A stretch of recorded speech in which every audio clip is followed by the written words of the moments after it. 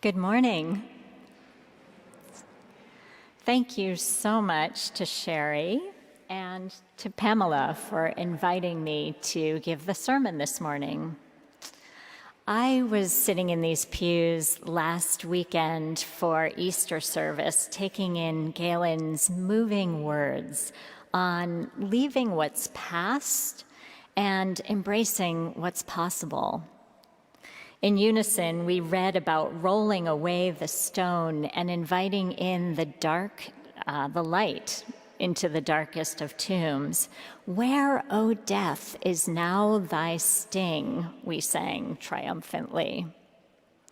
This morning, we turn back one more time to peer into that empty tomb and to ask, whatever have we learned from death and darkness? And is there some productive way to view death as a wise teacher of life itself? I wanted to begin with a personal story about my late father. Now, they say that rocket scientists and brain surgeons may know a thing or two, and that was certainly true of my dad, who actually was a brain surgeon.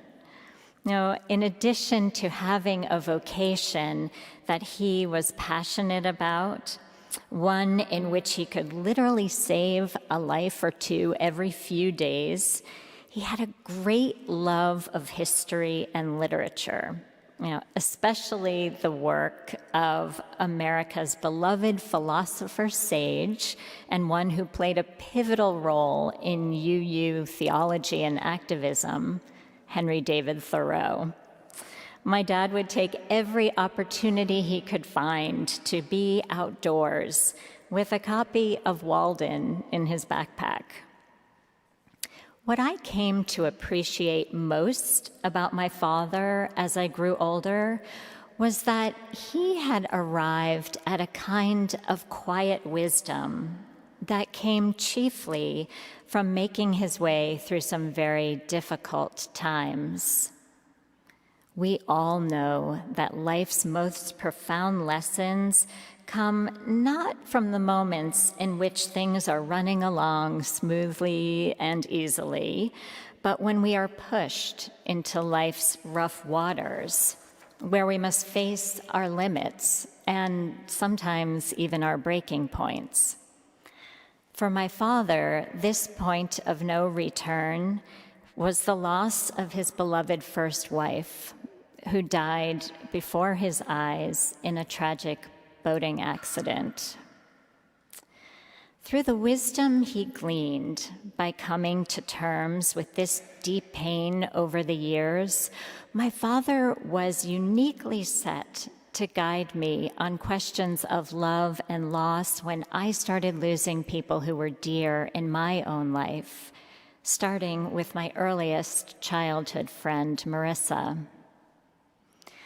How do we make sense of difficulties that all of us eventually face and come out on the other side, wiser and ready to serve others?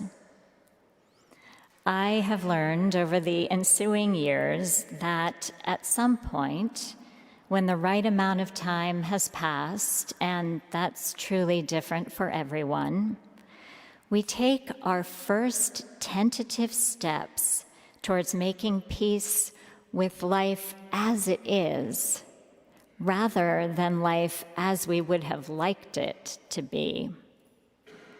Often in such times, we begin or we double down on our search for meaning, for something larger than ourselves to support us in the hardest of times. One well-proven way to remember our deepest sense of purpose and resolve is to take a backwards look at life from the vantage point of our finitude, to actually begin by living with the end in mind. So what does that mean exactly, living with the end in mind? Saints and sages throughout the ages have the most counterintuitive advice for us. Rather than denying our mortality and that of those we love, they say, it is far better to acknowledge it. Instead of running in the opposite direction of death and really hardship of any sort, what if we turned to face it head on, casting the light of our torch into the shadows for a better look? It's a paradox, to be sure, but this is where we can feel most alive. Take my dad's beloved Thoreau. He went to Walden not so much to escape the encroaching industrialization in his bucolic corner of Massachusetts, but rather to face a tragedy in his own life. The catalyst occurred when his dear brother John cut himself while shaving and developed lockjaw. He died painfully in Henry's arms. I went to the woods because I wished to live deliberately, Thoreau wrote, to front only the essential facts of life and see if I could not learn what it had to teach, and not, when I came to die, discover that I had not lived. And there it is, a clarion call to live with the end in mind. So I set off on a journey of my own a few years back to take on death as a teacher of sorts, and to immerse myself in what it would actually mean to live with the end in mind. You can sometimes catch a glimpse of this in modern times, in the reflections of Steve Jobs, for instance. When he was just 50 and had undergone surgery for the pancreatic cancer that would take his life at age 56, he told a group of college students in a commencement address that death is very likely the single best invention of life. It is life's change agent. And then he added, I'm sorry to be so dramatic, but it is quite true. Emily Dickinson called this hard-earned wisdom the ethereal gain one earns by measuring the grave and then measuring the sun. Going back through time, we hear this call in the sayings of the Stoic philosophers like Marcus Aurelius, who said, "Let each thing you do, say, or intend be like that of a dying person." And we see it in every religious tradition, which thrills me as an ordained interfaith minister. In the Judeo-Christian tradition, we hear Moses' prayer to number our days that we may gain a heart of wisdom. In Ecclesiastes, we learn it is better to go to a house of mourning than to a house of feasting, for death is the destiny of every man, and the living should take this to heart. We see it clearly in Hinduism. In India, along the banks of the Ganges River in the ancient city of Varanasi, a place I have visited with my husband and 2 sons, you will witness funeral pyres burning in the most central part of town day and night. That's 300 bodies every day. To be cremated there, many devout Hindus believe, is to escape the cycle of rebirth.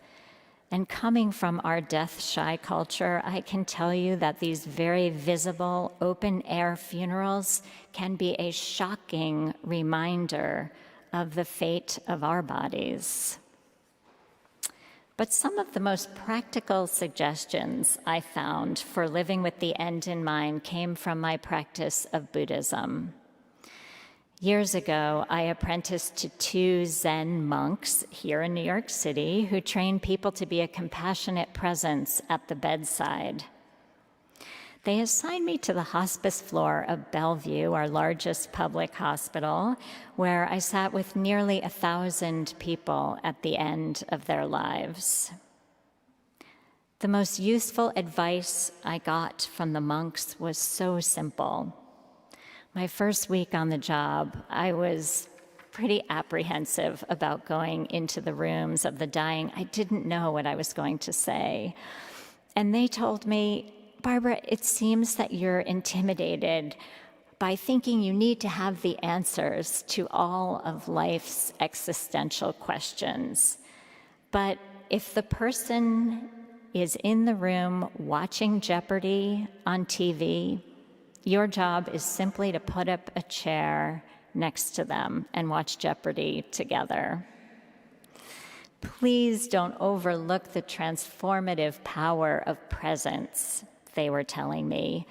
We're not here to fix things in people's lives, but rather to truly meet people where they are.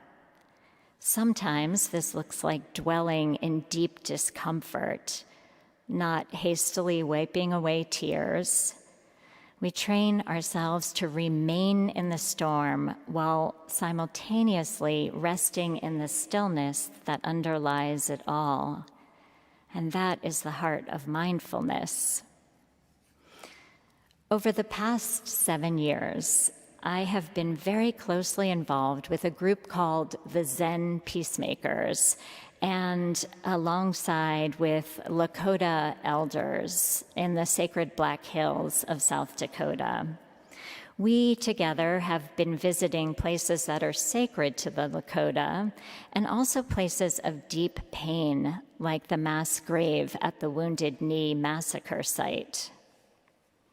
Once, I got to looking at these elders who didn't look that elderly, and I started wondering how old they were. They told me something surprising. They were 62 to their early 70s. And there's nothing elder at all in my book, age-wise, about that. But then I learned the harsh reality. On the Pine Ridge Reservation and the Cheyenne River Reservation in South Dakota, the life expectancy for women is 52, and for men, it's 48. This is the lowest anywhere in the Western Hemisphere, with the exception of Haiti. A majority of homes on the reservations I've visited have inadequate water, sewage, and electricity. Elderly are found dead of hypothermia in their beds every single winter. There's a lack of access to health care, and this is combined with food deserts, where you would be hard-pressed to find affordable, fresh fruits and vegetables. It's not surprising you see an alarming rate of diabetes and heart disease. And of course, the continuous trauma and discrimination can lead to a life of addiction and extraordinarily high rates of suicide. But there's the thing right there again. If you go with an open mind, a beginner's mind, as the Zen like to say, you may be lucky enough to see that these elders are warriors of a different kind. In spite of the odds, they are returning to the red road. They are following traditional values and reviving spiritual practices that were banned in our country until 1978. They're revitalizing the Lakota language. On the red road, it's not so much who comes out ahead the fastest, or who has the most material resources or the best education. Rather, they are the deliberate ones who are walking with a quiet reverence in their daily lives, step by step by step. The elders I know will be the first to tell you that they have done this with the full knowledge that they won't be here for very long, that their efforts are for the generations that come after, and to honor the ancestors who came before.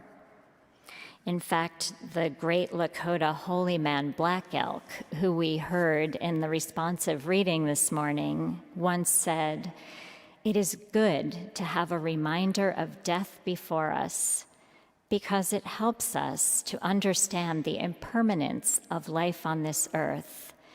And this understanding may aid us in preparing for our own death. So, where does this leave us?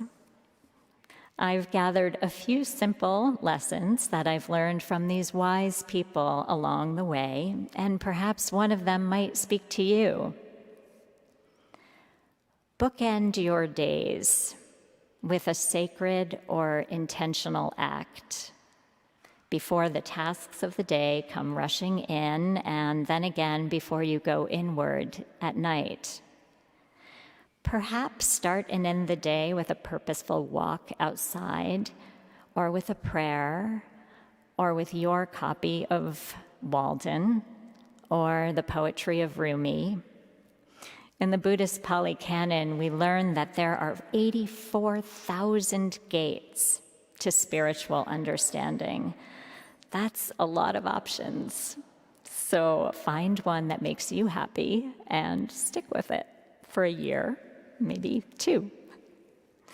Look for reminders. The Prophet Muhammad urged Muslims to visit graves in order to soften their hearts. Today, studies show that a psychological benefit can be found after having a quiet walk in a cemetery, which helps put life into perspective and builds our gratitude. Really, though, you don't have to look far. I mean, take a look at the front of every pew in which you're sitting today, where there's a plaque honoring someone. And remember all of those who sat in your seats before us. We have another simple activity today at 1:15, and I hope you'll join us for that one too, and we promise to have some fun along the way. But ultimately, we must be of benefit to others.